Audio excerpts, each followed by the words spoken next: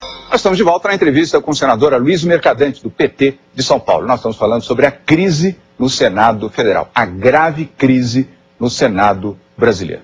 Senador, nós estamos falando sobre a questão ética. O Conselho de Ética tem um presidente que não foi eleito, Paulo Duque. Aliás, uma figura estranhíssima, né? Não tem um voto, faz uma pose como se tivesse 50 anos de Senado, fosse um homem de uma pureza de princípios e tal, e que compreendesse todos os temas ligados à ética. Não é um personagem que gera confiança, pelo menos televisivamente, até nas entrevistas, um desastre completo. Diante de uma insistência do governo, não digo do senhor e nem da bancada, aliás, porque a sua bancada, a bancada do PT, assinou entre os 39 senadores favoráveis à saída do presidente Sarney da presidência do Senado. Mas o seu partido, o PT, o governo, o presidente Lula, o ministro Tarso Genro, o ministro de Assuntos Institucionais e outros defendem a permanência do presidente José Sarney. Um conselho de ética que não pratica ética. A insistência, senador, a continuidade desse processo não vai arranhar ainda mais a imagem do Congresso brasileiro, a imagem dos senadores e colocar em xeque o próprio governo. Vai chegar um momento em que isso vai se tornar, não é a crise do Senado, vai se tornar a crise do governo brasileiro. Será que o presidente Lula, os seus ministros não estão enxergando que essa crise daqui a pouco sai do Senado e vai para o Planalto? Olha, eu acho que o presidente Lula não tem responsabilidade pela crise do Senado diretamente. O PMDB é o partido majoritário e essa é uma crise de algumas lideranças do Senado Federal, e em particular lideranças do PMDB, que é um partido aliado, mas que não é a nossa história, a nossa biografia e a nossa trajetória. A licença é o melhor caminho para a crise. A oposição agora lançou essa nota, que é a nota que nós estamos sustentando desde o início. Que apesar da pressão do partido, do governo e da oposição, nós mantivemos sempre uma posição correta, consistente e firme nessa crise. Se afaste, permite que as coisas sejam apuradas e se houver culpa, sai definitivamente ou então volta. Porque dizer que o senador Sarney é o único responsável pela crise do Senado não é verdade. Não é justo, mas ele tem uma responsabilidade específica e relevante. Por ter sido presidente tantas vezes, nós disputamos com ele a presidência, nós não aceitamos o continuismo administrativo. A candidatura do Tião Viana significava exatamente um divisor de águas sobre quem queria mudar a gestão do Senado e quem queria manter como estava. Nós perdemos, e é democrático. Sobre suplente, a legislação brasileira estabelece 2 suplentes. Então é legal que essas pessoas assumam e têm direito como qualquer outro senador. Acho que tem que mudar essa regra. A minha proposta é que, quando o senador se afasta, virou governador, assumiu o cargo de ministro, faleceu, nessa gestão faleceram 4, o senador ACM, Jefferson Pérez, o Rames Tebet e o Jonas Pinheiro. O suplente tem que assumir, porque você não pode fazer uma eleição específica. Em geral, no Senado, sempre, historicamente, foram pessoas mais velhas, mais maduras, com longa experiência, uma eleição muito difícil para poder chegar ao Senado. Então tem que ter suplente. A minha tese é que seja o deputado mais votado do partido, para não prejudicar a proporcionalidade e a vontade do eleitor. Mas até a próxima eleição. E aí é obrigado a ter nova eleição. Ou seja, não fica por 8 anos. Ele cumpre até a primeira eleição. Até a primeira eleição. Que renova 1/3 ou 2/3 do Senado. E aí ele é obrigado a disputar a eleição. Ele pode voltar a querer ser deputado ou disputar o Senado. Eu acho que com essa regra a gente resolveria essa questão. Mas tem que ter suplente.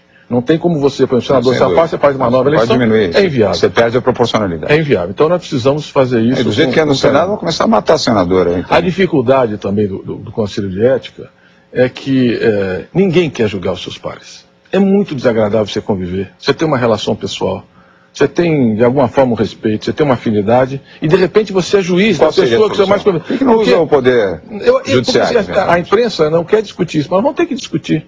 Porque um dos princípios da magistratura é a isenção. Claro. Você se julga impedido quando você tem um voto, uma relação de afinidade. Por que nós somos obrigados a julgar? Por exemplo, você está julgando um adversário? Eu disse hoje publicamente, falei, olha, senador Arthur Vigílio, evidentemente que cometeu irregularidades ao receber benefícios indevidos. Mas a bem da verdade, eu convivo com ele há 20 anos. Ele foi líder do governo Fernando Henrique Cardoso, eu era líder da oposição. E nós disputamos, agora eu sou líder do governo, ele foi líder da oposição. Eu estou no PT, ele está no PSDB. Mas a bem da verdade, ele não participou da gestão das irregularidades. Ele não tem responsabilidade direta pelas irregularidades. E assim como ele reconheceu, outros reconheceram os benefícios indevidos, quando você se antecipa e paga, não há, antes da denúncia, não há jurisprudência formada. Então, é uma atitude que eu acho que o Senado tem que tomar. Aqueles que tiveram, fazer, assumir, demonstrar, e nós saímos dessa crise reformando a instituição. Nós estamos próximos de uma eleição, o povo vai julgar. O povo vai ter a chance de julgar cada um, avaliar, e a gente caminhar no sentido de repensar a agenda do Brasil. Nós não podemos... Quanto tempo nós vamos ficar mais nessa crise, num processo de autoflagelação e num processo... Porque qual é a dificuldade do julgamento ali? É que a disputa é política eleitoral, claro. A disputa é partidária, quer dizer, quem é da oposição não reconhece os erros da oposição. E eu, ao dizer isso, por exemplo, ele não teve participação nisso. Então, estou dizendo a verdade para o povo brasileiro. Os meus correligionários querem que eu fale, não, Arthur Vigílio, é muito mais fácil eu fazer o jogo oportunista. Não vou fazer. Assim como em relação ao senador Sarney, se eu quiser ficar bem com a opinião pública, eu vou falar assim, não, é só a guilhotina. Eu estou bem, está resolvido. Não vou fazer.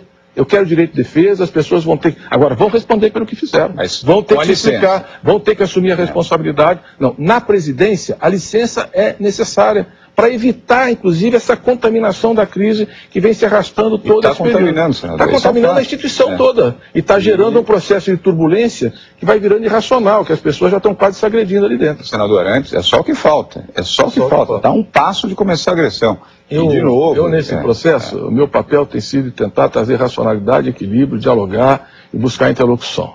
Sabe, buscar as coisas, ver se a gente consegue fazer um processo com menos paixão, com menos motivação política partidária, com mais equilíbrio, que preserve o futuro da instituição acima dos indivíduos. O que tem que ser preservado é o Senado como instituição. Senador, não é nenhuma... Para esta preservação, eu concordo com o senhor, só tem um caminho.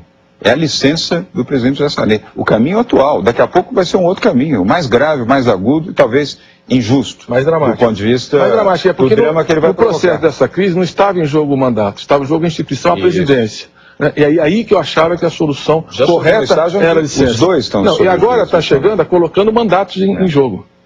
O que a disputa política está fazendo é pedir o mandato, pedir a cassação dos mandatos. Que aí vai virar um processo dramático.